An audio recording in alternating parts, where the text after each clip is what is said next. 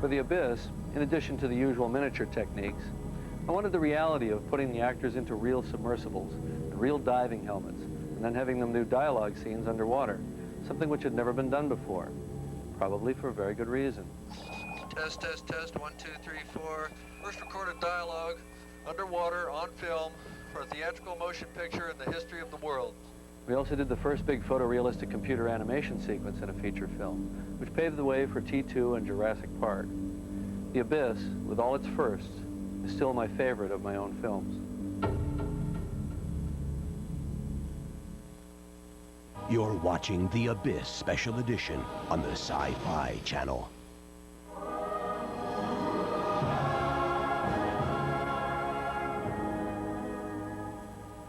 Before filming The Abyss, James Cameron asked novelist Orson Scott Card to write a book based on the film.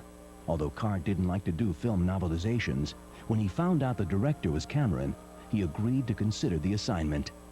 After reviewing the script and receiving assurances that he could develop the novel his own way, Card immediately wrote the first 3 chapters. These dealt with Bud and Lindsay's relationship before the events in the film. Cameron gave the chapters to Ed Harris and Mary Elizabeth Mastrantonio, who used them during filming to develop their characters.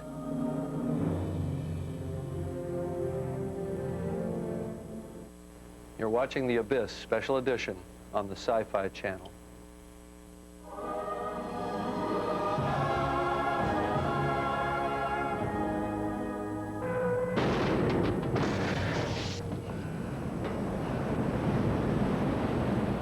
One of the techniques used in the filming of The Abyss was the use of miniature sets to indicate that something was flooding, basically because of the cost of building a full-size set to flood. This is one portion of the engine room set. It was about, this is one little piece of the corner, I think it was 6 feet wide and about 10 feet deep, and the camera was placed probably from the position you're at now, and the entire set was sunk into a tank. That effect, or the look of that, is what was used here, is what you see here, and that was rear projected. This is the shot, this is the pieces of the set, used interactive with actors, and then the final version of the shot as it filled the scene. There's been no film that was ever done, and has been done yet, that has been as difficult as The Abyss. Not Waterworld. It wasn't as difficult as The Abyss. They got to work above the surface. The Abyss is the most difficult film ever made.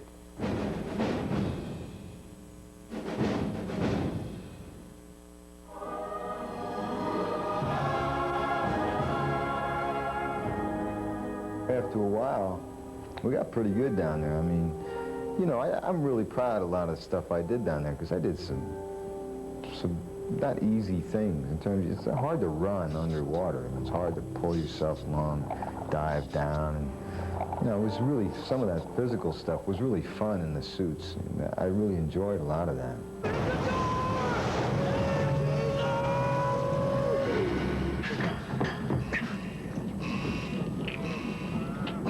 Better cut the hose! Cut the line to the motor!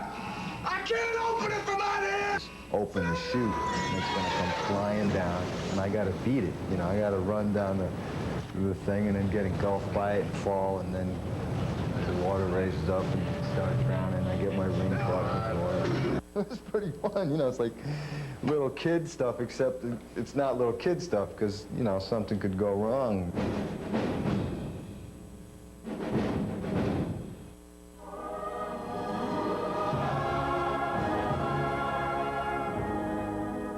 Well, Jim Cameron came to me and asked me to make the most beautiful ethereal image ever put on film.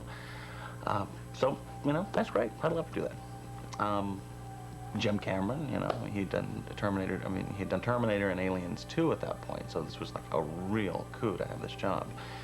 So I took the job having absolutely no clue what I was getting myself into. I find out, after having taken the job, that not only do these aliens have to look beautiful, they've got to actually work underwater, no dry for wet, no tricks. They have to really work underwater. They have to be glass clear, and they have to be self-illuminating with the ability to change color. Okay, the hardest thing to overcome with them was figuring out how to manipulate them, because they had a lot of specific actions in the film.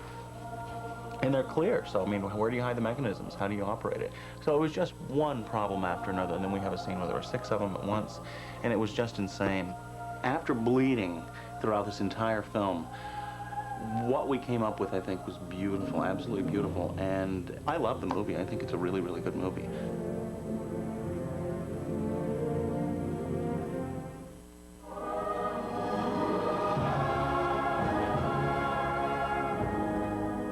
When Jim first came to Industrial Light and Magic, it was an interesting situation because we were all very excited about Jim Cameron, brand new filmmaker, Aliens, Terminator, and here he comes making this movie, The Abyss, and we wanted to form a relationship with him. And the sequence that he brought to us was what we euphemistically call the water weenie sequence, which is the pseudopod, you know. And history had always been that if you deliver the work to a CGI group, they're going to drop the ball. But Dennis Muren, who is the visual effects supervisor on the project, could not come up with a way to be able to do the water weenie sequence without doing CGI. And Jim was technical enough to be able to see some wireframe moves of the initial openings of the water weenie sequence, where he said, I get it, I buy it, go further. This is one of the original pseudopod designs for The Abyss.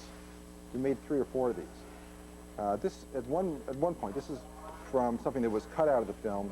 The pseudopod was actually going to reach and grab the bomb at the end of the sequence to pick it up.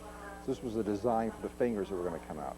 But Jim ended up changing that. When I saw the film in a theater with, you know, the ticket-paying public, the oxygen level in the room when the pseudopod appeared went down because everybody just went, and I realized at that moment that computer-generated imagery was really going to happen in feature films in a big way.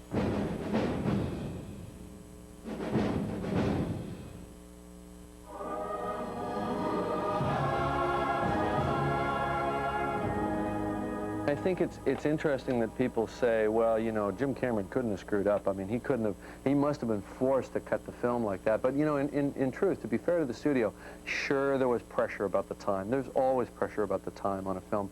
Studios just generally don't like long films. They like you to be able to do all the things they want you to do, create all the characters, create that world, mesmerize an audience, but do it fast so we can turn over the shows and we can sell popcorn in between. And, you know, it's the classic conflict between art and commerce. Well, at that time, I was way out on a limb with a 3-hour movie. And I didn't want to put a 3-hour movie in theaters. I hadn't done it yet. Aliens was 2 hours and 17 minutes. Terminator was even shorter. I didn't think the film was going to be that long. But that's how long it took to tell that story. Maybe it had something to do with underwater. Everything just sort of moves slower and it takes longer for shots to develop, whatever. So I had this long film. The studio didn't force me to cut it. There was a lot of pressure, but I really cut it myself. And, you know, it was a painful thing to do, but what I wanted to protect, I thought that if I took out certain elements, I could protect what was really working well in the film, which was the Ed Harris, Mary Elizabeth Mastrantonio relationship. And that seemed to be the thing that emerged to me as the filmmaker in post-production, in the editing period, as the thing that was strongest about the movie. And, you know, so I took those scenes out, and we never did see the film in its completed form with all those scenes in it. So I always thought I had done the best possible version of The Abyss. A couple of years go by, and we decided to put the scenes back in and finish them, score them, finish the effects, do everything, and just for ourselves almost, just see the film that we initially intended to make. And we sat down and watched this 3-hour monster, and you know what? It's a pretty darn good film, and I think maybe even a better film than what we released. More satisfying, I think, at certain kind of intellectual levels anyway. So I'm happy we went through that process.